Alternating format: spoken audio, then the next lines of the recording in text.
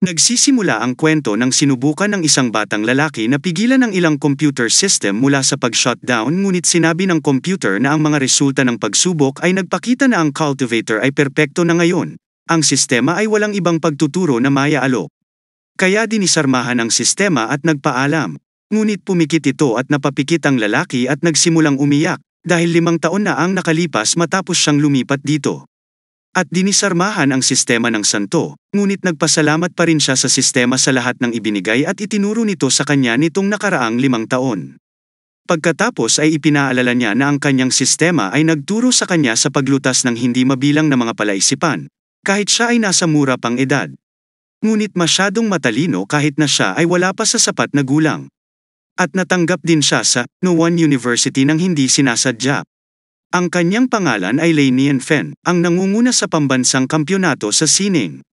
Magaling din siya sa pisika, kimika at lahat ng iba pang mga paksa. Sa madaling salita, siya ay pinakamahusay sa bawat paksa, sa bawat kasanayan at nagwagi sa bawat kompetisyon. Talagang marami siyang natutunan, ngunit walang saysay na pag-aralan ito kapag kailangan niyang makipag-ayos sa mga halimaw. Ang mundo kung saan siya lumipat dito ay kung saan ang mga tao ay maaaring lumipad, ang mga halimaw ay maaaring tumawa at ang mga halimaw ay maaaring lamunin siya sa isang lagok. Ito ang walang kamatayang mundo ng paglilinang. Pinahintulutan niya ang kahihiyan ng pag-aaral ng kurikulum sa mataas na paaralan sa loob ng 5 taon. Ngayon siya ay naghihintay at umaasa na balang araw ay gagabayan siya ng sistema upang linangin ang immortalidad at kalaunan ay malayang lumipad sa langit bilang isang immortal. Bagamat naghanap siya ng mga immortal, umaasa na direktang matuto mula sa kanila. Gayunpaman, siya ay itinuring na walang espiritual na mga ugat, na nilalayong manatili bilang immortal na nilalang sa natitirang bahagi ng kanyang buhay. Dahil sa takot sa kamatayan, pinili niya ang isang medyo nakatagong bundok malapit sa lungsod upang mamuhay ng isang self-sufficient lifestyle. Siya ay palaging nasa takot na makaladkad sa pakikipaglaban ng mga immortal at mamatay ng walang kabuluhan. Ginantimpalaan siya sa bakuran na ito ayon sa sistema noong pinagkadalubhasaan niya ang arkitektura at isang robot na gumagana ng katulad ng AI noong pinagkadalubhasaan niya ang pisika at isang purebred na aso na nailigtas mula sa tabing daan. Hindi bale, kung tutuusin ay hindi naman masamang manatili bilang walang kamatayan at panghabang buhay na kapayapaan sa natitirang bahagi ng kanyang buhay. At least presko ang hangin at maganda ang view. Mas maganda na ang mga ito kumpara sa mortal realm na tinitirhan niya. Kaya masaya siya dito. Sa panahon ng tagsibol, kapag ang mga bulaklak ay nalalagas at ang mga ibon ay lumilipat, isang prinsesa kasama ang kanyang katulong ang dumating sa nayon ng Nianfen. Siya ay nagmamadali at galit na galit. Sinabi niya sa kanyang kasambahay na ang masamang ama na emperador ay naglakas loob na isipin ang kanyang sarili upang isaalang-alang ang pagpapakasal sa kanya sa kasuklam-suklam na taong yun. Hindi niya siya mapapatawad. Hiniling ng batang babae sa prinsesa na magdahan-dahan para sa kanya, dahil sa palagay niya narinig niya ang mabangis na hayop na tumatahol. Sumagot si princess na hindi niya kailangang matakot ang kanyang Kai, ay halos mamuuna at maaari na siyang makalusot sa susunod na yugto anumang oras ngayon. Walang kapantay ang halimaw sa kanya. Pinaalalahanan nila ang prinsesa na sinusubukan niyang itayo ang kanyang pundasyon sa loob ng 3 taon. Tumingin ang prinsesa sa dalaga at sinabing hindi niya alam na mahirap pakitunguhan ang kanyang ama. Hindi siya basta-basta makakapagtago sa anumang tiwangwang at walang tirahan na lugar kung saan kahit ang mga ibon ay walang tae. Matatagpuan siya nang wala sa oras kung pupunta siya sa ganoong lugar. Bigla siyang nakakita ng isang bahay at sinabing may nakatira sa kagubatan at pumunta siya sa pintuan. Sabi ng dalaga, mukhang hindi makapaniwala ang prinsesa na nakahanap siya ng desyerto na lugar na yon. Nagtataka nag-princess na may kung anong uri ng tao ang maninirahan sa malalim na lumang gubat na ito. Maaaring nagkakamali siya, ngunit ang arkitektura na ito ay hindi mababa sa palasyo. Baka nakatagong eksperto na nakatira dito. Kaya nagpapasya siyang tingnan ang loob nito. Sinabi ng prinsesa sa kanyang maid na wag na siyang tawaging prinsesa mula ngayon. Bagkus binibini na lang ang itawag sa kanya. Pagkatapos ay kumatok siya sa pinto. Binuksan ni Nianfen ang pinto at humingi ng pagkakakilanlan. Sinabi sa kanya ng prinsesa na ang kanyang pangalan ay Luo Xiu. Siya ay isang dumadaan lamang at nakita niya ang kanyang bahay sa kagubatan at nais na pumasok. Tumingin si Nianfen sa kanya at siya ay nagustuhan nito. At sa tingin na ang babaeng ito ay isang exuded ethereal, ramdam niya ang Kai at siya ay tila isang magsasaka. Baka siya ang espiritu ng sistema sa langit at sistemang padalhan siya ng kasintahan. Masayang tanong ulit ni Princess sa kanya na medyo pagod na siya sa mahabang paglalakad at gusto na niyang pumasok at maupo.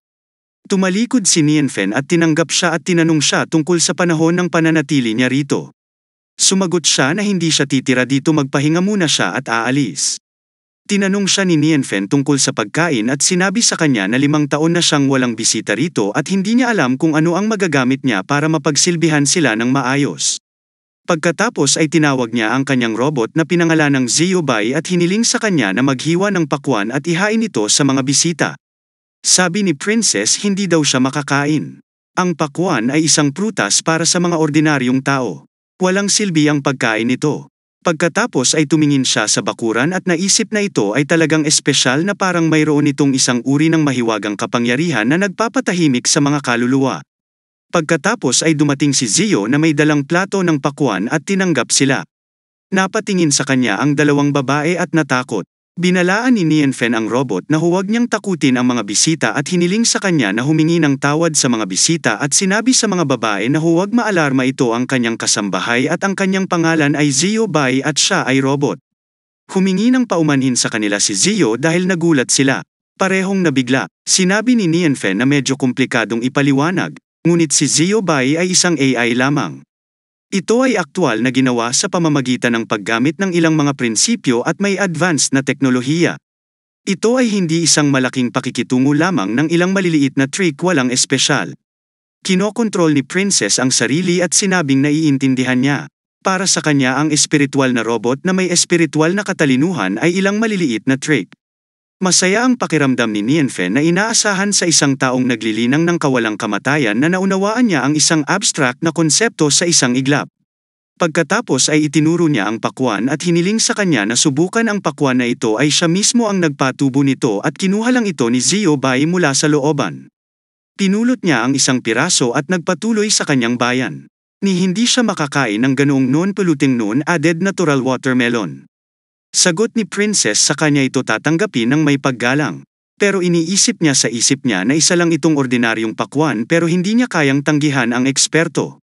Pagkatapos ay pumulot siya ng isang piraso ng pakwan. Nang makita niya ito, nagsimula siyang mag-isip na ang pakwan na ito ay napakaganda tulad ng pulang kristal na nagniningning na may nakasisilaw na kinang. Pagkatapos ay kumagat siya at biglang nagmula ang tubig mula sa ilalim ng kanyang mga paa at umiikot sa paligid niya at tumingin siya doon sa kanyang rebulto. Ang kanyang refleksyon ay naging isang diyosa.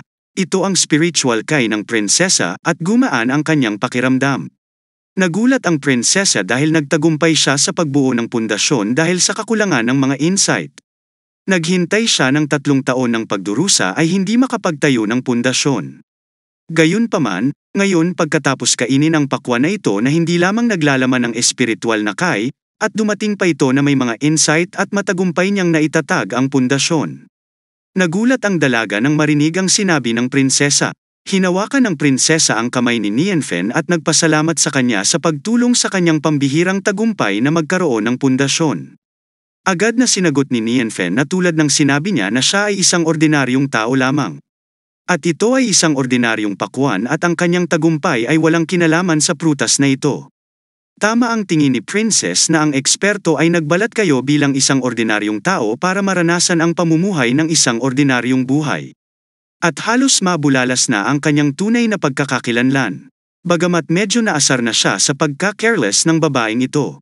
Pagkatapos ay humingi siya ng tawad sa kanya na nasaktan siya at sinabing medyo natuwa siya at nasaktan siya. Sumagot si Nianfen na huwag isapuso ang mga bagay at natutuwa siyang nasiyahan siya sa pagkain ng mga pakwan na ito. Tapos lumapit yung aso niyang si Blackie at umupo sa harap nila. Binigyan din siya ni Nianfen ng pakwan. Tapos sinabi niya kay Princess na wala na siyang iba ginagawa dito kundi nagtatanim siya ng maraming prutas at gulay at gusto ni Blackie na kumain ng pagkain niya. Nagulat si Princess na ito ay pakwan na naglalaman ng mga insight at malamang na higit pa sa isang espiritual na prutas ito at ibinigay lang niya ito sa isang aso. Iniisip niya na baka sinusubukan ng senior na iyon na sabihin sa kanya na ito ang makalangit na paraan ng langit at lupa na lahat ng may buhay ay pantay-pantay kahit ang aso ay may karapatang kainin ito. Ang dalubhasang ito ay hindi lamang tumutulong sa kanya sa pagtatayo ng pundasyon. Ngunit hindi rin nag-atubiling gamitin ang kayamanan na pakwan upang ituro sa akin ang makalangit na batas. Pagkatapos ay tinanong niya si Nianfen na maaaring alam nito ang kanyang pagkatao at gusto niya itong kaibiganin. Sumagot si Nianfen na hindi niya maintindihan. Pagkatapos ay may inilabas siya mula sa kanyang bag at hiniling sa kanya na tanggapin ito bilang kanyang pagpapahalaga sa pakwan ngayon. Pinaalalahanan siya ng dalaga na hindi niya ito maibibigay. Sagot ni Princess na armament lang ay nagpapasalamat siya sa kabaitan nito sa kanya at hindi niya rin alam kung makakapunta siya dito ng madalas para kumain ng pakwan in the future. Sinabi ni Nianfen na gusto niyang kumain ng pakwan. Walang anuman. Agkatapos ay tinawag niya ang kanyang pangalan at sinabing napakagalang naman niya samantalang watermelon lang naman yun. Hindi niya kailangang ibigay sa kanya ang jade na ito para doon, ngunit ibinigay pa rin niya ito. Pagkatapos ay nagpasalamat siya kay Nianfen para sa kanyang oras bago umalis. Parehong naglalakad ang mga babae, tinanong siya ng batang babae kung bakit ibinigay sa taong iyon ang mahalagang jade. Sumagot si Princess na ang dating senior cultivation ng transcendental na mga santo ay gustong magpanggap na walang kamatayan at mamuhay ng ordinaryong buhay. Iyan ay isang walang katulad na dalubhasa, tungkulin din ng isang prinsesa na makipagkaibigan sa mga eksperto. Bagamat siya ay may malaking puso at pambihirang lakas ay nakita niya ang jade pendant na walang nakakaalam at tiyak na naramdaman niya ang pagkakakilanlan at sinseridad nito at mula nang tanggapin niya ito. Ibig sabihin ay nabuo na ang magandang relasyon at masaya siya na talagang maganda ang swerte niya ngayon. Sumagot naman ang dalaga kaya ganun na lang kaya pabalik na sila ngayon sa palasyo para pakasalan si Duan Molay. Nanimbalik na ang mood ni Princess at sinabi niyang ops na kalimutan na niya yon. Habang nasa bahay ng Nianfen ay ipinakita niya kina Blackie at Zio ang jade na yon at sinabing bagaman ang bato ay may katamtamang kalidad at ang pananibik ay halos hindi sapat ito ang unang pagkakataon na nakatanggap siya ng regalo mula sa isang babae. Isang magandang araw ngayon para sa kanya.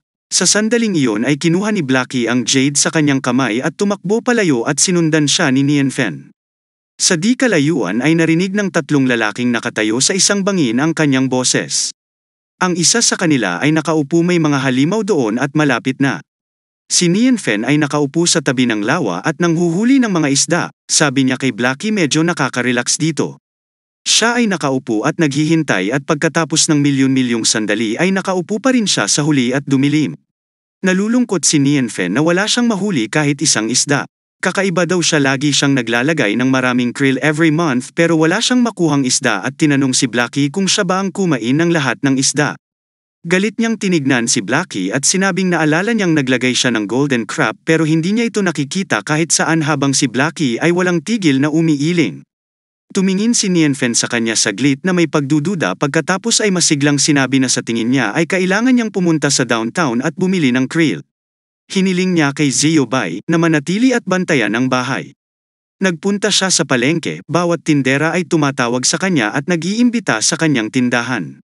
Isang lalaki ang tumawag sa kanya at sinabing si Master Lei noong huling beses na tinulungan niya ang kanyang anak na babae upang pagalingin ang karamdaman, ngunit nawalan siyang oras upang magpasalamat sa kanya.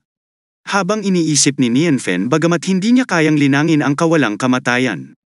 Ngunit ang sistema man lang ay nagturo sa kanya ng ilang kapaki-pakinabang na bagay at makakatulong siya sa iba. Iniisip ng mga tao dito na siya ay mahusay ngunit ito ay ilang pangunahing agham. Sa katunayan ay hindi niya kayang buhayin ang isang isda. Napadaan siya sa tindahan nang tawagin siya ng isang lalaki at sinabing narito na naman siya para bumili ng krill, pero hindi pa nagtagal. Sumagot si Nianfen na hindi niya ipinapaalala sa kanya na natatandaan niyang inilagay niya ang lahat ng krill sa lawa. Ngunit hindi niya magawa manghuli ng anumang isda. Sinabi ng lalaki na dapat niyang suriin ang kalidad ng tubig, kapaligiran at feed. Sinabi ni Nianfen na nasuri na niya na walang problema. Pagkatapos ay bumulong ang lalaki sa tainga ni Nianfen na baka may halimaw na nakatago sa lawa. Natakot si Nianfen saglit. Pagkatapos ay ipinakita sa kanya ng lalaki ang isang pagong at sinabi sa kanya na ang ganitong uri ng pagong ay mananatili sa kanyang lugar sa lawa at lilito para sa ilang sikat ng araw tuwing hapon at kahit na maaari niya itong ilagay sa loob ng lawa at kung ito ay ligtas ibig sabihin ay ligtas ang kanyang lawa. Ito ay katulad ng pagmamanman para sa iyo. Sinabi ni Nianfen na kung hindi ito lumabas sa lawa ay malamang na ito ay kinain ng halimaw. Binigyan siya ni Nianfen ng pera at inilagay ang pagong na yon. Sinabi ng lalaki kung hindi siya regular na pumupunta sa kanyang stall ay matagal nang nagsara ang kanyang stall. Bata pa ang pagong na ito at hindi mahalagang lahi kaya ibibigay niya ito sa kanya ng walang bayad. Nagpasalamat si Nianfen sa kanya at umalis. Napadaan siya sa grupo ng mga babae nang marinig niya ang isang babae na umiiyak at nagsasabi sa iba na si Nanan ay nahuli ng isang halimaw sa kabundukan. Nag-alala si Nianfen kay Nanan na anak ni Auntie Zhang. Tuwing nakikita niya si Nianfen ay tatawagin niya itong kuya. Napakaganda niya na parang anghel. Isang babae ang umaaliw sa babaeng iyon na hindi siya dapat mag-alala ng sobra. Ang tatlong magsasaka na patungo sa burol ay tiyak na ililigtas nila si Nanan. Sumagot ang matandang babae na magaling ang mga magsasaka ngunit sila ay mula sa ibang lugar na hindi pamilyar sa lugar. Napakalaki ng bundok sa oras na mahanap nila ang Nanan, maaaring huli na ang lahat. Hiniling sa kanya ng ibang babae na huwag mag-alala, ang tatlo sa kanila ay hindi ordinaryong tao at magiging maayos si Nanan. Namagitan si Nianfen at sinabing alam niyang mabuti ang mga bundok na pupuntahan niya at ituro sa kanila ang daan. Kung susundin niya ang tugay gaya ng mga ito sa pagpasok sa mga bundok ay dapat na maaabutin niya ang mga ito. Isang tao ang nagsabi na ang mga Master Lay Monsters ay may mga masasamang espiritu na masyadong mapanganib na puntahan. Sinabi ni Nianfen na susubukan niyang mag-ingat kung sakaling magkaroon ng panganib ay tatakas lang siya. Ipapakita lang niya ang daan patungo sa kanila para maging maayos ang lahat. Pagkatapos ay pumasok siya sa kagubatan, ito ay isa rin siyang magsasaka kaya umaasa na lamang siya na tutulungan siya ng Jade kapag kinakailangan. Iniisip niya kung gumagana rin ito para sa mga halimaw. Pagkatapos ay nagsimulang tumahol si Blackie at tumuro sa isang direksyon. Naiintindihan ni Nianfen na alam ni Blackie ang landas. Naging masaya si Nianfen gaya ng inaasahan ng mga walang kamatayang cultivation. Mayroon silang sariling paraan upang mahanap ang mga halimaw. Mukhang nag-aalala siya sa wala. Ngunit pagkatapos ay nagsimulang tumakbo si Blackie patungo sa direksyon na iyon.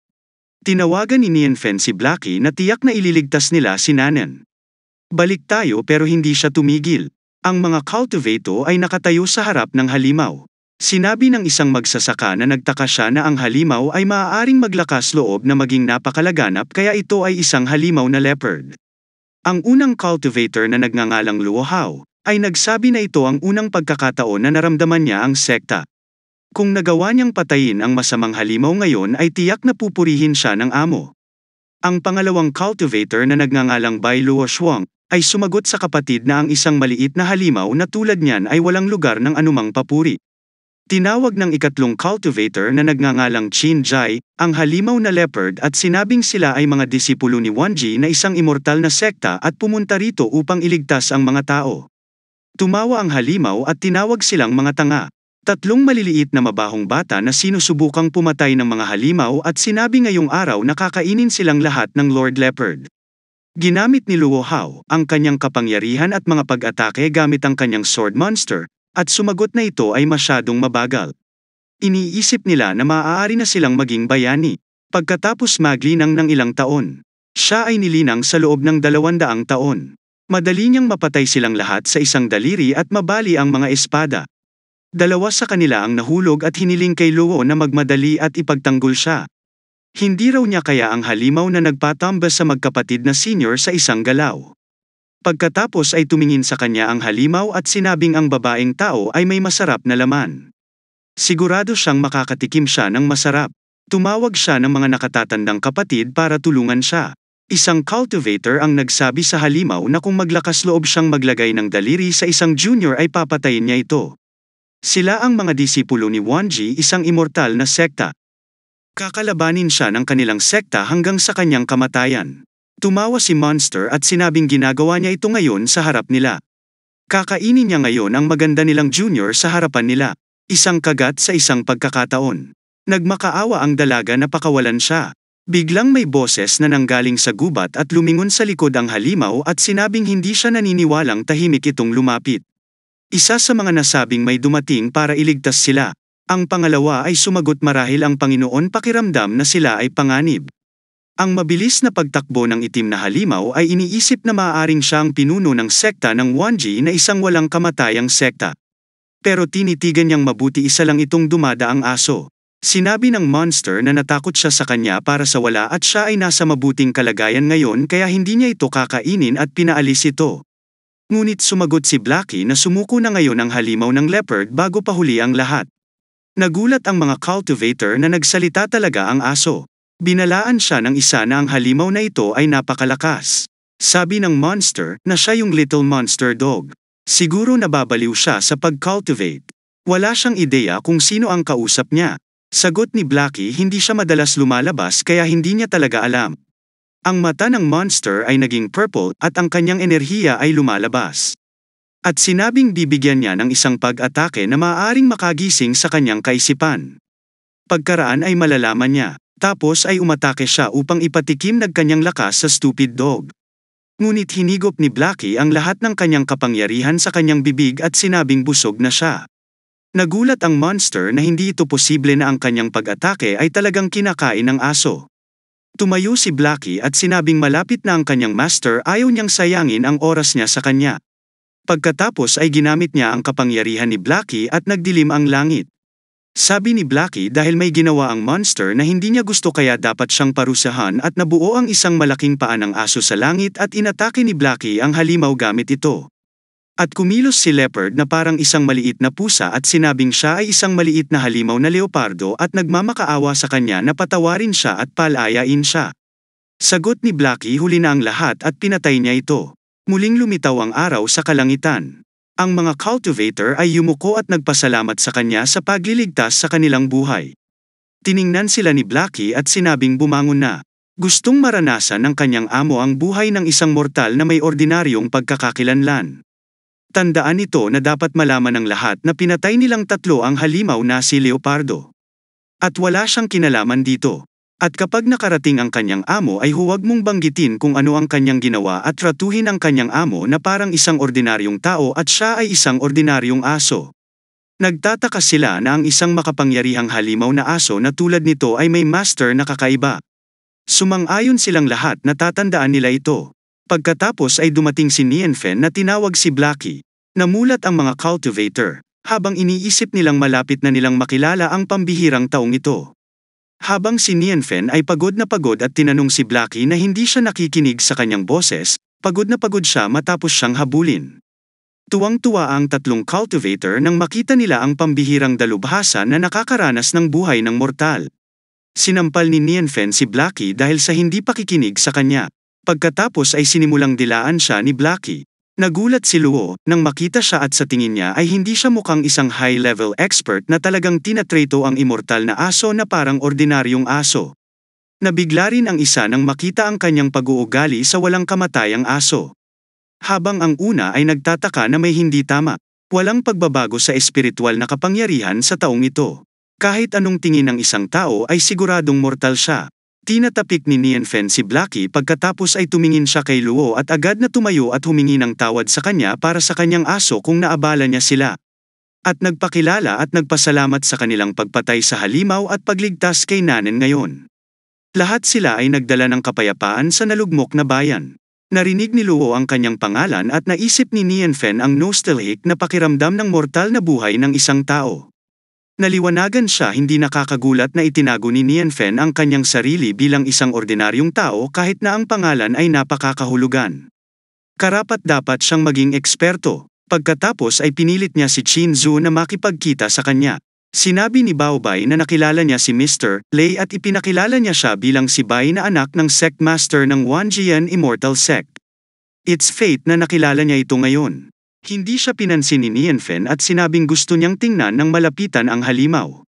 Nagulat si Bai na tuluyan na siyang hindi pinansin. Sinabi ni Nienfen na sa kanyang nakaraang buhay ito ay isang protektadong hayop. Nagulat sila sa sinabi niya. Biglang nakita ni Nienfen ang isang bagay na kumikinang sa katawan ng halimaw at nagtanong tungkol dito. Sinabi sa kanya ni Luo na ito ang Leopard's Demonyo Dan ng halimaw na si Leopard. Para sa isang makapangyarihang halimaw tulad ng Leopard Monster, ang Demon's Dan ay napakahalaga. Kung gagamitin ito upang mapahusay ang paglilinang, maaari itong magtaas ng hindi bababa sa 3 antas ng kaharian.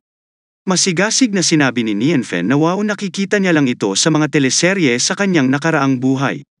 Ngunit ang orihinal ay napakahalagang bagay.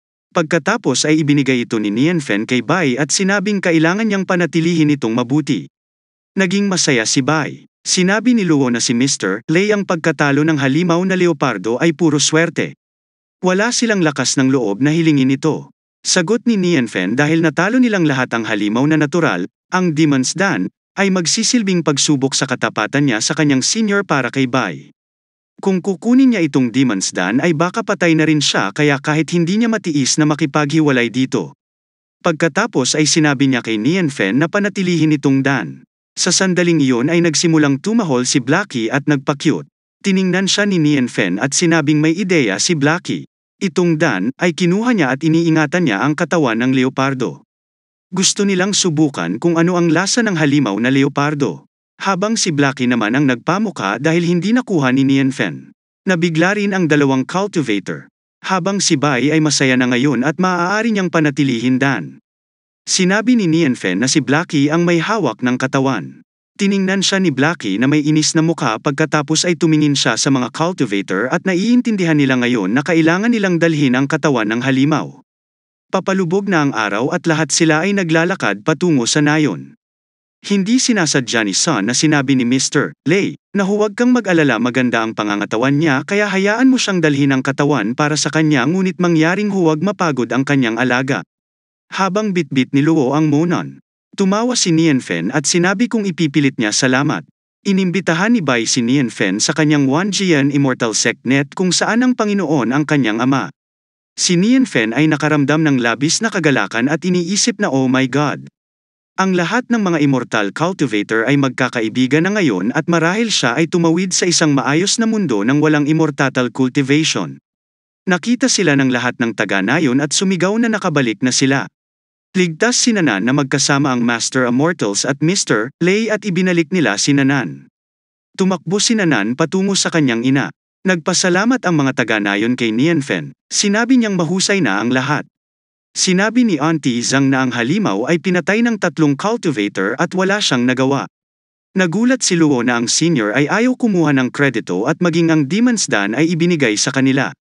Pagkatapos ay sinabi ni Nianfen sa mga cultivator na malamang napagod silang 3, pumunta sila sa kanyang lugar at matitikman nila ang karne ng leopardo na ito. Sabi nila oo malugod nilang tatanggapin ang kanyang imbitasyon. Tapos pumunta silang lahat sa pwesto niya. Sinalubong sila ni Xiao. Lahat sila ay nabigla at natakot sa parehong oras nang makita ang espiritual na robot. Sinabi sa kanila ni Nianfen na hindi ito isang espiritual na robot, ito ay isang maliit na tricks. Pagkatapos ay pinapasok niya sila, malugod silang tinatanggap. Sabi ni Bai kay Senior kuya alam na niya ang sasabihin.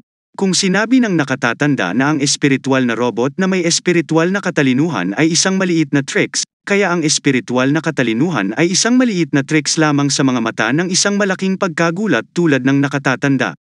Hindi lang iyon kundi lahat ng iba pa sa bahay na ito ay sobrang perpekto ng parisukat at ang bilog nitong palapag na mas makinis kaysa sa isang tansong salamin at ang sofa na kinauupuan nila ay napakalambot na para bang hinahawakan nila ang sarili nilang puwet. Laking gulat nila na ito ang mundo ng mga big shot. Sinabi sa kanila ni Nianfen na siya ay karaniwang nakatira siya sa isang liblib na lugar at bihirang magkaroon ng mga bisita. Ngunit hindi nila kailangang maging formal at ituring ito bilang kanilang sariling tahanan. Mahigpit siyang pinasalamatan ni Luo at sinabing ang bahay na ito ay talagang maluho kahit ang dekorasyon. Tumawa si Nianfen, sa kanyang isipan na tiyak na humanga silang lahat. Ito ang panloob na disenyo mula sa mortal na kaharian. At nagulat na kahit ang mga cultivator na tulad nila ay hindi nakakita ng isang bagay na napaka-moderno sa kanilang buhay. Sinabi ni Qin Zhu kay Nianfen na may gusto siyang itanong sa kanya. Tumingin si Nianfen sa kanya. Nagtanong siya tungkol sa makina na nasa tabi niya. Ang iba pang dalawa ay sabik din na malaman ang tungkol sa bagay na yon. Sumagot si Nianfen na ito ay isang air purifying humidifier. Isa lang itong teknolohiya para maglinis at magpasariwa sa hangin. Nagulat si Qin at sasabihin na hindi lang sariwang hangin ito. Nasa kalagitnaan na siya ng kanyang pangungusap nang bumagsak si Luo sa kanyang kondongan. Sinabi ni Qin kung paano siya madadapa kahit nakaupo lang siya. Dahan-daang bumangon si Luo at sinabing siya ay baliw. Binalaan sila ni Lord Dog noon na tratuhin siya bilang isang ordinaryong tao para maranasan niya ang isang ordinaryong buhay. Kaya kailangan nilang tratuhin siya bilang isang mortal kung sasabihin niya na ito ay para sariwain ang hangin. Pagkatapos ay hayaan ito, pasariwain ang hangin. Sumagot si Qin ng oo siya ay pabaya. Tanong ni Nianfen na hindi niya naintindihan ang kanyang mga salita. Panay ang sagot ni Qin at sinasabi lang niyang napakasariwa ng hangin dito. Ipaliwanag nito ang dahilan. Tumawa si Nianfen at sinabing hindi lang itong tubig dito at dinadalisay din ng water purifier. At ipakita sa kanila ang proseso. Pindutin lang ang button dito at may lumabas na tubig dito at nilagyan ni Nianfen ang tekor at pagkatapos ay ibuhos ito sa tasa. Ang mga magsasaka ay natulala at iniisip na ito ay espiritual na tubig. Inihambing ito ni Kayan sa isang espiritual na elixir. Sinabi ni Nianfen na mabuti at nagustuhan nila ito. Pupunta siya sa likod bahay para magluto. Kung nais magdagdag ng tsaa mangyaring tulungan ang kanilang sarili. Lahat sila ay masayang nagpasalamat sa kanya. Ngunit nang makalabas siya ng silid ay naginhawaan silang lahat at sabay-sabay na natakot. Sabi ni Qin na malapit na. Masyado siyang pabaya ngayon lang. Sinabi ni Luo na sa tingin niya ay nakatagpo sila ng isang pambihirang eksperto. Sinabi ni Baobei kay Qin na nakalulugod na bigyang pansin. Kung i-provoke niya ang ekspertong ito ay tiyak na hindi siya mapoprotektahan nito. Sinabi rin ni Luo kay Qin na makinig kang mabuti na kung maaari silang maging kaibigan nito. Ito ang magiging pinakamalaking pagpapala sa kanilang buhay. Bagamat mukhang mabait na tao ang ekspertong ito. Gayunpaman hindi nila magagawa. Nasa kalagitnaan siya ng kanyang pangungusap nang si Qin sa halip na makinig sa kanya ay kumuha ng fold portrait at nagtataka tungkol dito. Naging hyper si Luo na hindi siya nakikinig sa kanya. At huwag manggahas na hawakan ang mga bagay ng eksperto nang walang pahintulot. Tinanong siya ni Qin na huminahon dahil hiniling sa kanya na gawin ito. Hindi siya magiging walang ingat. At ang balumbon na ito ay itinapon sa basurahan. Ito ay tila isang itinapon na bagay. Sabi ni Luo ngunit kailangan pa rin niyang mag-ingat. Sumagot si Zin na dapat nilang buksan ito at tingnan. Bamuka ang bibig ni Luo sa gulat na nag-iisip si Qin. Hindi ito ang paraan ng cultivation. Ngunit saglit na nag-isip ang mga ito at pumayag at hiniling na mag-ingat siya. Pagkatapos ay binuksan nila ang painting. Nakisawsaw si Luo dito. Ito ay ang pagpipinta ng isang lalaking nakatayo sa bangka na may dalang patpat. Biglang lumubog si Luo sa painting at pakiramdam niya ay nakita niyang hinawakan ng lalaki ang kanyang espada at tumalon mula sa bangka at naramdaman ni Luo na nakatayo siya sa dalampasigan at pinasok siya ng eskrimador gamit ang espada. Nararamdaman ni Luo ang layunin ng espada. May sword intent daw ang painting na ito. At sa oras na nag-blackout siya at tinawag ni Qin ang kanyang pangalan at tinanong kung siya ay okay lang. Bigla siyang nawala sa butas. Sinabi ni Luo na ayos lang siya, isang sulyap lang. At siya ay dinala sa pagpipinta ng mga damdamin ng kalungkutan, pagmamataas, kawalang takot, at desperasyon na lumitaw mula sa kanya. Sinabi ni Bai na ang eskrimador at si Mino ay patungo sa isang tunggalian kasama ang isa pang lalaki na nasa kabilang ilog at napagtantong nasa pampang siya. Tumagos ito sa kanya sa isang suntok lang. Naramdaman din niya ito, ang layunin ng espada sa painting na ito. Sinabi ni Qin na wala siyang naramdaman. Sumigaw si Bai na napakalakas ng hangarin hindi ba niya nararamdaman. Kahit na tinawag niya ang kanyang sarili na isang disipulo ng immortal na sekta ng Wangian. Ipinatong ni Luo ang kanyang kamay sa balikat ni Qin at sinabing ang disipulo ng immortal na sekta ng Wangian ay naglilinang ng mga diskarte sa espada kaya napakasensitibo namin sa layunin ng espada. Si Qin Zhu ay hindi magaling na mag-aaral kaya normal lang sa kanya ang pagiging mabagal. Sumagot si Qin na siya ay mahusay na nag-aaral ngunit ang kanyang teoretikal na mga resulta ay mas mahusay kaysa sa dalawang ito. Sinabi ni Bai na nagtataka siya kung bakit itinapon ni Mr. Lei ang gayong kayamanan. Nang sandaling iyon ay pumasok si Nianfen sa silid at tinanong kung siya ba ang pinag-uusapan nila. Sinabi ni Luo na labis nilang ikinalulungkot na hinawakan ang kanyang mga gamit nang walang pahintulot niya at hiniling sa kanya na huwag magdamdam. Sinagot ni Nianfen ang kanyang drawing sketches na itinapon niya. Casual niya itong iginuhit kaya simpleng sketch lang at hindi ito kumakatawan sa tunay niyang level. Nagulat sila nang sabihin niyang ang simpleng sketch na ito ay isang simpleng sketch na naglalaman ng napakaraming layunin ng espada.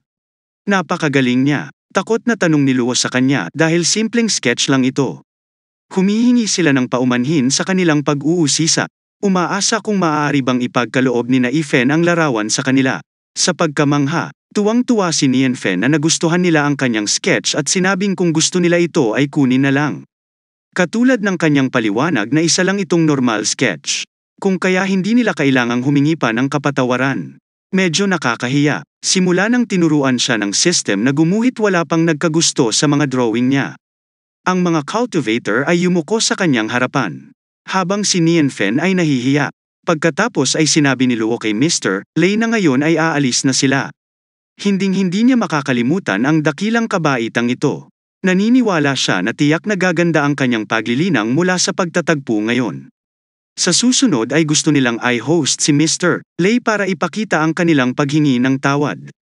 Tapos umalis na sila. Nakita sila ni Nianfen na lumilipad sa labas ng bintana at nagtataka na nailigtas nila si Nanan ngunit wala silang nais na kapalit. Simpleng painting lang. Pagkatapos ay tinapak niya sina Blackie at Xiao at sinabing kumpara sa kanila ay mababa talaga siya. Hindi nakakagulat na sinabi ng sistema na wala siyang talento upang linangin ang immortalidad. Pagkatapos ay nais niya na matulungan niya ang mundo at maging isang bayani. Tumahol si Blackie. Samantala tinanong ng dalaga si prinsesa na nagngangalang Xiu na sigurado siyang hindi ito nananaginip. Galit na sagot ni Xiu na sigurado siyang hindi ito panaginip. Kung hindi dahil sa tulong ng eksperto, paano siya makakalusot at mabubuo ang pundasyon? Pagkatapos ay tumingin siya sa likod at tinanong na ito ay maaaring peke. Tama, nakatayo ang kanyang ina. Nairita si Xiu at sinabing simula nang hilingin sa kanya ng kanyang ama na pakasalan si Duan Mulai, ay hindi na siya nakatulog ng maayos. Sagot ni inay sa kanyang ama at siya rin ay tila hindi makalayo sa mga problema sa loob at labas. Sumagot ang nanay na kung may paraan ang expert na pinangalanan niya para i-crack ang laro. Mas makakabuti na hindi matuloy ang kasal na kanyang kinakaharap kay Duan Mulai bilang prinsesa. Samantala si Nianfen na nag-iihaw ng karne ng pusa at nakahiga. Habang tinatangkilik ang panahon, may kumatok sa pinto. Binuksan niya ang pinto at ito ay si Miss Xiu. Humingi siya ng paumanhin na dumaan sila ng walang imbitasyon at ipinakilala siya sa kanyang ina. Ipinakilala ng kanyang inay ang kanyang sarili bilang Zhang Ziyu. Pakiramdam ni Nianfen ay hindi siya pala kaibigan pero maganda siya kaya okay lang na kahit mukhang maging mabangis. Tinanggap niya ang mga ito at sinabing katatapos lang niyang magluto ng tanghalian. Sinabi ni Nianfen kay Xiao na may papasok silang mga customer. Nagalit si Xiao na kakain na sila ng tanghalian at mukhang kailangan niyang maghanda ng 2 extrang cutlery. Tinanong ni Zhang si Xiu tungkol sa robot na gulat din siya nang makita siya. Sinabi sa kanya ni Xiu na ang mga ito ay simpleng mga gadget na matatagpuan sa bahay ng isang dalubhasa na ginagawa niyang big deal sa wala dahil hindi pa niya ito nakita. Galit na bati ni Xiao kay Xiu habang pinagmamasdan sila ng ina mula sa malayo. Siya ay nabigla at nagtataka tungkol sa tool na ito hindi lamang ito nakakapagluto kundi nanunukso din sa mga babae. Kung ikukumpara ang kayamanan ng Shenchao, dinastiya ay kabuuang basura. Pagkatapos ay magalang na umupo si nanay sa tabi ni Xiu. Habang sinusuri niya ang karne at tinanong si Nianfen tungkol sa lasa nito. Galit na sinabi sa kanya ng ina na huwag maging bastos kay Master Li. Nataranta rin si Xiu at sinabing mabilis ang pagbabago ng ekspresyon niya. Pagkatapos ay galit na sinabi ni Xiao na alam niyang maganda siya ngunit huwag mong gawing dahilan para husgahan ang kanyang luto. Pagkatapos ay magiliw na sinabi ni Nianfen kay Xiao na maghain ng ilang pagkain para sa 2 babae. Nagtanong si Xiao tungkol sa lasa ngunit wala siya sa mood. Sinagot ni Nianfen ang pinakamasarap. Sumagot si Xiao na naiintindihan niya na gagawin niya ito kaagad gamit ang kanyang mga kasanayan sa kutsilyo. Ang pampalasa at kaunting sarsa at caviar Michaelan tulad ng karaniwang charcoal grilled leopard ay tapos na. Nasiyahan ang 2 babae sa kamangha-manghang halimuyak nito. Kinagat ni Xiu ang kanyang unang kagat at laking gulat niya pagkatapos na inihaw sa apoy ng uling. Mabango na ang karne. Ito rin ay nagiging mas malasa bilang resulta ng pagkasunog ng iba't ibang pampalasa. Ito ay malambot, malutong, sariwa at maanghang. Ang perpektong timpla ng mga lasa ay lumabas sa bibig sa isang iglap. Halos overwhelm ang mga tao sa sarap. Sinabi ni Nianfen na hindi niya inaasahan na magugustuhan nila ito ng labis na isang buong pinggan ng mga leopardo ang naubos at narito ang huling piraso ng karne na itatabi niya para sa hapunan. Ngunit tinanong niya ang mga kababaihan kung gusto ito ng isa sa kanila. Sina Xiu at Zhang ay parehong tumingin sa piraso at sinubukang hawakan muna ito at kinuha muna ito ni Zhang at kinain at sinabing halatang siya ang unang nakapansin nito. Tinanong tuloy ni Nianfen ang dahilan ng pagpunta rito. Iniisip ni Zhang na abala siya sa mga pagkain na halos nakalimutan niya ang tungkol sa totoong negosyo. Pagkatapos ay sinabi niya kay Shiyu na sabihin kay Master Li ang kanilang tunay na pagkatao. Naalala rin ito ni Shiyu at sinabing matapat Master Li siya ang pinakamatandang prinsesa ng dinastiyang Qianlong Xian. At nais niyang gumawa ng espesyal na kahilingan para sa inaasahang pagbisita ngayon. Sinabi ni Shiyu kay Master Li na hindi niya sinasadyang itago ito. Hindi ako mabigla kapag isiniwalat niya ang kanyang tunay na pagkatao. Sumagot si Nianfen kung masyadong nakakatakot huwag sabihin, ngunit sinabi ni Shiyu na siya ay isang prinsesa ng Qianlong Celestial Dynasty. Ang kanyang ama kamakailan ay umakyat sa trono. Ngunit ang kanyang paghahari ay hindi matatag. Sila ay nasa hindi masasabing paghihirap dahil dalawang makapangyarihang ministro ang namamahala. Tuwang-tuwang pumayag ang kanyang ama sa kanila. Napipilitan siyang ipakasal siya sa mga taksil at gusto lang nila ng sandali ng kapayapaan. Pagkatapos ay tumingin siya kay Nianfen na hindi man lang siya nagulat. Ibig sabihin, eksperto si Master Li sa ligaw. Tiyak na nakita niya ang lahat. Habang hindi ito naintindihan ni Nianfen at sinabing bagamat hindi siya pamilyar sa sistemang pampulitika nito. Ngunit isang bagay ang malinaw sa kanya mula rito na ito ay isang balangkas mula sa drama. Nagulat ang dalawang babae sa sagot niya at hindi siya naintindihan. Pagkatapos Nianfen ang ibig niyang sabihin ay nakakita na siya ng maraming bersyon ng routine na ito. Nagulat ang dalawang babae na nakakita na siya ng maraming bersyon sa madaling salita. Nakita niya ang iba't ibang mga dinastiya na nagbago. Naging emosyonal si Shiyu, na tila ang paghingi ng tulong kay Master Li ay ang tamang pagpipilian upang siya ay maligtas. Iniisip ni Nianfen na siya ay isang batang babae at ang kanyang biolohikal na ama ay nag-ayos ng kasal para sa kanya. Maaring nagkakamali siya, at sinabi niya kay Shiyu na huwag mag-alala at ailahad sa kanya ang lahat. At ihahanda niya ang lahat ng mapagkukunan para makatulong sa kanyang pagdedesisyon. Naguguluhan si Shiyu sa mungkahi ni Nianfen na may kahalong excitement. Ang mga pangunahing puwersa sa immortal na mundo ay nahahati sa Celestial Dynasty at Sekta. Ang dinastiya ay isang dinastiya na pinamumunuan ng mga cultivator. Binubuo ito ng walang kamatayang mga mapagkukunan ng cultivation. At ang mga sundalo ay mga immortal na cultivator din. Ang mga cultivator ng Celestial Dynasty na namuno sa mga tao ay pinapanatili din ang mga tao na ligtas mula sa halaga ng mga halimaw. Tungkol naman sa Celestial Dynasty ni Qianlong, ito ay isa sa maraming immortal na dinastiya sa mundong ito at inuuna nito ang immortalidad higit sa lahat. Karamihan sa mga immortal cultivator ay simpleng pag-iisip lamang at hindi mahusay sa mga kasanayan sa kapangyarihan. Sa makatuwid ito ay nagresulta sa alyansa ng dalawang makapangyarihang ministeryo at ang banal na hari ay umiiral lamang sa pangalan.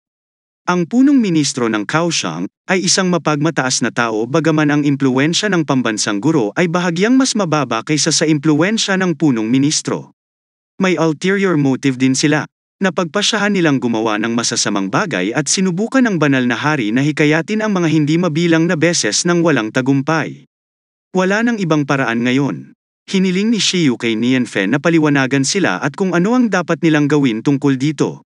Nag-isip sandali si Nianfen at sinabing parang hindi napapanahong setting. Pagkatapos ay tinanong niya kung narinig ba nila ang mga pekana ng 30s na nag-uugnay ng isang pekana sa isa pa. Ito ay isang sinaunang aklat sa sining ng digmaan batay sa sinaunang kaisipang militar ng Chino at karanasan sa digmaan. Pareho silang nagulat at sinabing wala silang narinig, kaya nakikiusap siya maliwanagan sila.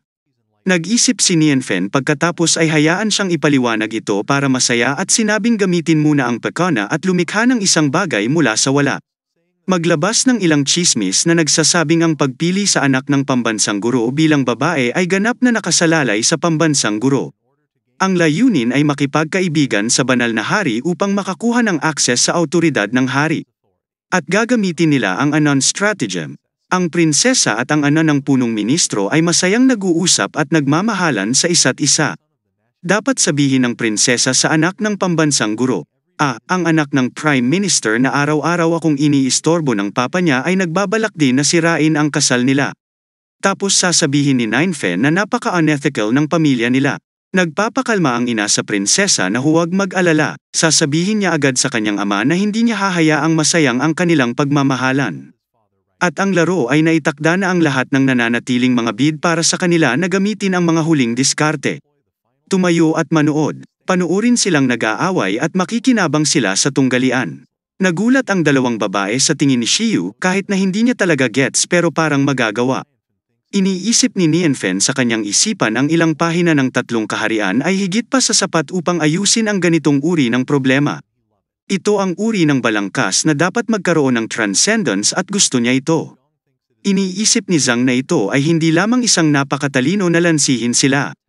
Ngunit ang lakas nito ay hindi maarak kahit na ang isang casual na taktika ay maaaring magdulot ng masamang hangin.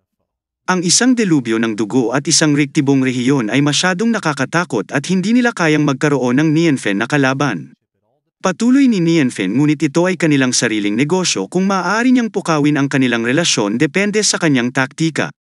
Sumagot si Shiyu na naiintindihan niya na siya ay lubos na nagpapasalamat kay Master Li.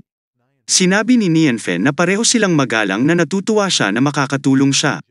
Pagkatapos ay umalis sina Shiyu at Zhang at naglakad sa kabila ng kagubatan. Sinabi ni Shiyu sa kanyang ina na may isa pa siyang inaasahan na hindi siya magagalit matapos itong marinig. Ibinigay niya kay Master Li ang pagdating ng edad na regalo na ibinigay sa kanya ng kanyang ama. Sinagot ni Zhang ang hanggal na bata na hindi binanggit ang heirloom jade pendant. Hindi pagmamalabis na bigyan si Master Li ng kahit na mahalagang regalo. Bilang isang maharlikang pamilya upang makakuha ng isang karapat-dapat na tulong, ang halagang ito ng enerhiya at kamalayan ay kinakailangan. Sa pagkakataong ito tinulungan sila ni Master Li pagkabalik nila. Dapat silang pumunta sa treasury at maghanda ng mas malaking regalo. Napakagandang pagkakataon kung magaling ang taong ito. Si Nianfen ang kanyang bahay na nakikita ang jade pendant at sinabi niyang naisip niya na ito ay isang pagnakawan mula sa stall na hindi niya inaasahan na ito ay bagay ng Prinsesa Celestial Dynasty. Kahit na ito ay isang so thanks. Ngunit ito ay isang tanda ng pasasalamat mula sa kanya ito ay itinuturing pa rin na isang magandang kapalaran na benepisyo sa Qianlong Dynasty at umaasa na sila ay sakop siya sa hinaharap. I-reshape niya ang jade pendant na ito dahil naghahanda na rin siyang magpraktis ng craving na isabit niya ang jade pendant sa labas ng bahay. Ang ganda ng umaga at pagong na binili ni Nianfen na nakatayo sa ibabaw ng bato habang si Nianfen at iba pa ay palihim na pinagmamasdan siya at medyo natakot siya sa kanya sinabi kina Zioa at Blackie na hindi siya cultivator at normal lang sa kanya ang matakot sa halimaw. Iniisip ni na Ziobay at Blackie na wala silang sinabi. Habang si Nianfen nagpapatuloy ang pagong ay narito pa rin sa loob ng ilang araw na ito ay dapat na makapagpaliwanag. Sa pool na ito ay walang halimaw at maganda yon kung hindi ay hindi niya alam kung saan siya lilipat. Mayroong dalawang grupo ng mga cultivator sa mundong ito, ang una ay Celestia Dynasty at ang pangalawa ay Sect 10,000 Sword Sect ay isa sa sekta. Noong unang panahon ang mga ninuno ng wizard ng 10,000 espada ay nagsasanay ng mga espada. Hinati niya sa kalahati ang bundok Qiyong sa isang laslas lamang. Ngayon ang bundok na iyon ay pinangalanan bilang Double Sword Peak at kaya itinatag ang 10,000 Sword Sect. Ngunit sa paglipas ng panahon ang lakas ng mga alagad ay lumala mula sa henerasyon hanggang sa salin lahi sa wakas. Ito ay ang pagdating ng wakas. Isang estudyante ay nasa internship period pa at hindi pa permanenteng empleyado. Sinabi niya sa kanyang amo na hindi siya magiging bahagi ng mga ganoong kalaking bagay at umaasa na makita muli ang Sect Master. Sinabi ni Master na umalis dahil aalis na ang lahat. Alam niyang dito na ang katapusan ng 10,000 Sword Sect. Nakatayo si Master habang may dumating na isang batang babae at sinabing nakatatandang kapatid ang ilang mga disipulo ay nag-aatubili na umalis. Ang pag-aangkin na gusto nilang lumaban hanggang sa huli ay hindi niya kayang itaboy ang mga ito. Sumagot si Master na huwag gumawa ng hindi kinakailangang pag-aalay ng espada na hinimok sila ng demonyo sa pamamagitan ng paglalagay ng espada sa kanilang simboryo.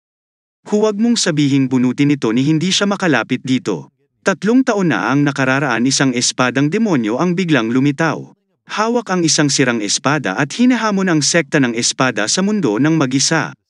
Na hindi pa natalo hanggang ngayon ang sekta ay natalo rin niya. Ang buong pamilya ay pinatay niya, walang sino man sa mundo ang makakapagbunot ng kanyang espada kaya kung paano niya maihahambing sa kanya. Iminungkahi niya sa dalaga na umalis na rin at hayaan siyang mag-isa ng espadang demonyo. At kung handa siyang manatili bilang isang balo para sa kanya sa loob ng 10 taon, sapat na ang pasasalamat niya. Ang sabi ng dalaga ay hindi niya magagawa ang ganito. Pagkatapos ay dumating ang tatlong cultivator at tinawag ni Bai, ang amo na ama at sinabing nakabalik na sila. Sabi ni Bai sa kanya pabalik. Napansin niyang nakatakas ang kapwa nila disipulo sa kanya lang nalaman na nangyari ang ganitong uri ng aksidente. Nagsasalita siya nang inatake sila ng ama gamit ang kanyang kapangyarihan. Tinanong ni Bai ang ama kung bakit niya ito ginagawa. Sumagot si Itay na hindi na sila dapat bumalik. Umalis at kung hindi sila aalis ay papaalisin niya sila. Sabi ni Luo, makinig ka daw sa kanya Master God ay pinagpala siya may kayamanan sila sa trip na ito baka makatulong ito sa kanila para malampasan ito.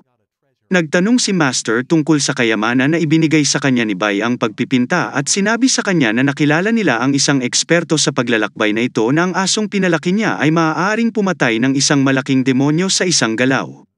Mayroong isang parisukat na kahon na patuloy na naglalabas ng espiritual na enerhiya. Ang kanyang pang-araw-araw na inuming tubig at tsaa ay gumagamit ng espiritual na enerhiya at ang pagpipinta na ito ang kanyang ibinigay sa kanila.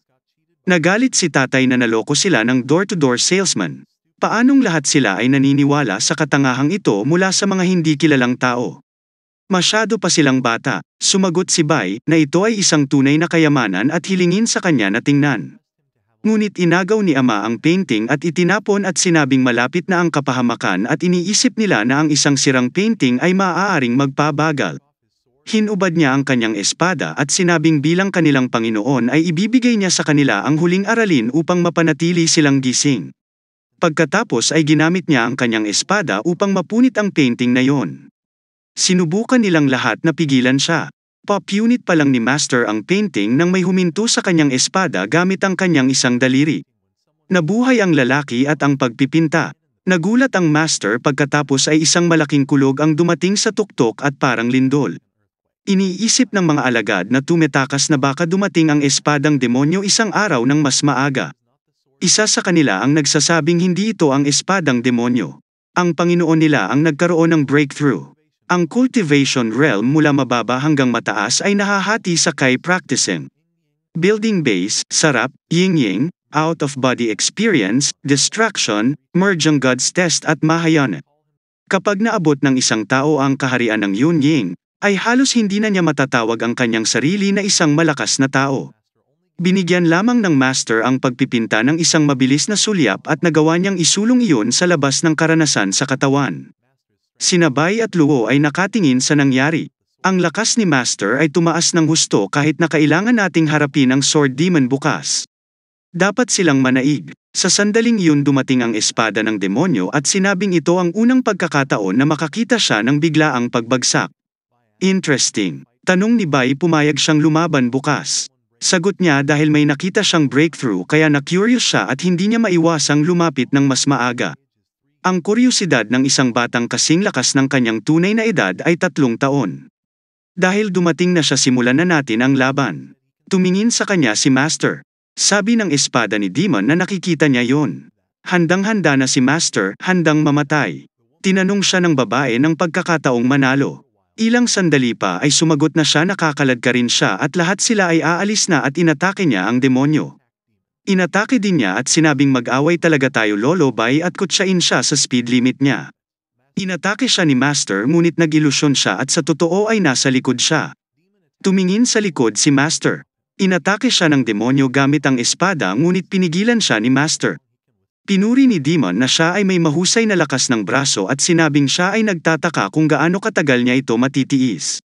Maya-maya ay kumislap ang liwanag at ang espada ng demonyo na may bahid ng dugo at ang Master ay nahulog sa lupa. Demon said that's it for the breakthrough. Excited siya sa wala. Sinabi ni Luo na ang power gap ay masyadong malaki kahit na ang Master ay lumagpas upang tumalima siya ay walang kapangyarihan laban sa 10 mga trick ng Sword Demon. Natawa si Demon at sinabing ang ganda ng kanyang sword domain ay tunay na walang talo. 10,000 Swords Sect a powerful name at lumalabas na kakaiba. Ang Master na nakahiga sa kondongan ng ginang na umiiyak. Sayang naman sabi ni Master kung mabibigyan pa siya ng 2 araw para intindihin ang picture scroll. Magagawa niyang protektahan ang sekta at ngayon ang tanging magagawa niya ay mamatay. Konting awa na lang. Tumalikod si Sword Master at itinapon ang babae at kinuha ang Master shirt at sinabing huwag kang mamatay ng matanda. Gusto niya ng kaunti pa pero nanalo siya sa pangalawa, dapat niyang bilangin. Sumagot si Master, bagamat malakas ang kamalayan ng kanyang espada, ngunit kumpara sa pintor ng pagpipinta na ito ay parang isang tuldok ng alikabok at itinapon ang pagpipinta patungo sa kanya. Nakita ng demonyo ang pagpipinta, pagkatapos ay nagalit siya at inihagis ang pintura at hinayla ito ng kanyang espada at sinabing ito ay dapat na peke kung paano makakaunawa ang sinuman sa mundo ng gayong mga espada. Pagkatapos ay hiniling niya na maging siya dito ay gusto niya itong patayin. Sasabihin ni Chin kung siya nga siya, ngunit pigilan siya ni Luo at sinabing hindi ito ang kapahamakan ng 10,000 Swords Immortal Sect na hindi niya madadala si Master Li, ngunit sinabi ni Bai na dadalhin niya si Master Li sa kanya, ngunit kailangan niyang mangako sa kanya upang iligtas ang lahat ng mga alagad ng sekta, ang kanyang ama at ang kanyang ina. Tumawa si Sword Demon at sinabing hindi niya magagawa yon, ngunit maipapangako niya sa kanya ang pinakamaraming pagpatay sa pintor ng painting at pagkatapos ay babalik siya at papatayin ang iba pa sa kanila. Pumayag naman si Bai. Sinabi ni Luo kung magagalit sila kay Master Li, natatakot siyang may mas malaking problema na lalabas. Sumagot si Bai na gumaling siya at pagkatapos tumahimik si Luo. Pagkatapos ay sinabi ni Bai na ito ang isa at tanging pagkakataon na manatili sila dito ay siya na mismo ang magdadala sa kanya at ito ay ganap na responsibilidad niya na iaalay niya ang kanyang sarili sa kanya, hindi niya ito isasama sa sekta. Si Master sa mahinang boses ay nagsabing pupunta siya, gusto niya ring makipagkita sa eksperto. Ngunit hindi sumagot si Bai at sinabing babalik siya kaagad. Ginagamit niya ang kanyang kapangyarihan para pumunta doon, ang sinabi ng Sword Master na hintayin siya. Sagot ni Bai, wait till makita niya yung pintor ng painting tapos malalaman niya kung ano ang meaning ng there is always someone better. Sumagot si Demon na inaabangan niya ito, habang iniisip niya na sinabi niya yon, ngunit kailangan niyang isipin ngayon ang pagkakataong manalo kung haharapin niya ang pintor. Kahit na malakas ang kamalayan ng mga espada sa pagpipinta na iyon, marahil ay ginamit niya ang lahat ng kanyang lakas sa gawaing iyon at kaya niya patayin mo siya kung gagamitin niya iyon sa kalamangan niya. Saka sila nakarating sa bahay ni Nianfen. Pagkatapos nilang dumating ang mga magulang niya, sabi ni nanay kung anuman ang kahihinatnan nilang tatlo ay magtataglay ng kahihinatnan sa Sword Demon, nakakalungkot man ipapadala niya silang lahat sa impyerno. Maya-maya ay gumaan ang demonyo. Sa pamamagitan ng pagkakita sa sirang bahay na ito ay hindi niya matukoy ang kahit kay titing na pagbabago sa espiritual na enerhiya, kaya tiyak na siya ay isang tao. Kapag nagkataon, pagkatapos ay malakas niyang ibinalita na ang espadang demonyo ay lumabas at binati siya ng nakaluhod na posisyon. Nagulat si Bai at ang kanyang mga magulang na hindi.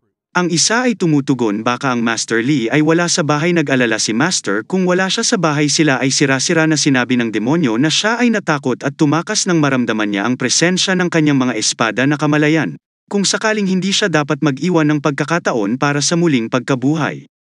Kaya't sisirain niya ang kanyang lupain at papatayin ang kanyang mga residente.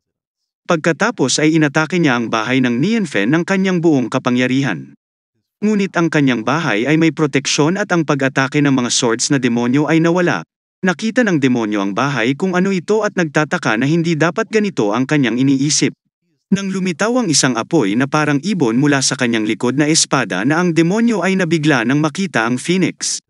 Siya ay naging agresibo at sinabing ang tatlong rookie na walang kamatayang cultivation ay ginawang tanga sa kanya. Siya ang walang hanggang magic sword at mas gusto niyang patayin kaysa mapahiya. At lalaban siya sa kamatayan kahit na ito ay isang Phoenix.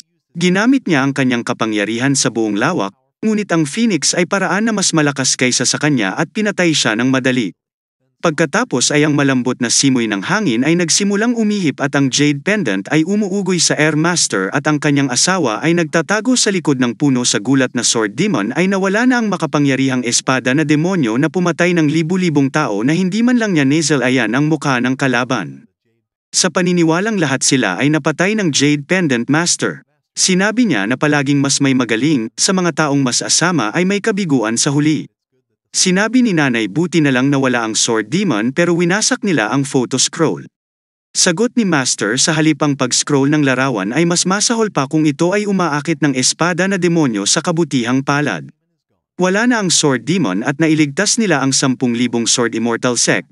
Kung kailangan niyang magsakripisyo wala siyang pinagsisisihan hayaan siyang mag-isa sa mga kahihinatnan sa pamamagitan ng pagsasabi sa kanyang mga magulang na mayroon siyang pangahas na ideya dahil hindi pa bumabalik si Master Lee tumakas muna tayong dalawa nagulat silang dalawa tapos sabi ni tatay bumalik muna tayo bibisita ulit sila sa expert ones na ihanda nila ang Reg Along pasasalamat na sinasabing let her fallen sword mismo ay isang demon sword bagaman ito ay maaaring makabuluhang tumaas ang lakas ng gumagamit ngunit ang presyo ay ang pagsira ng isip at pagbabagong anyo sa isang halimaw na marunong lamang pumatay.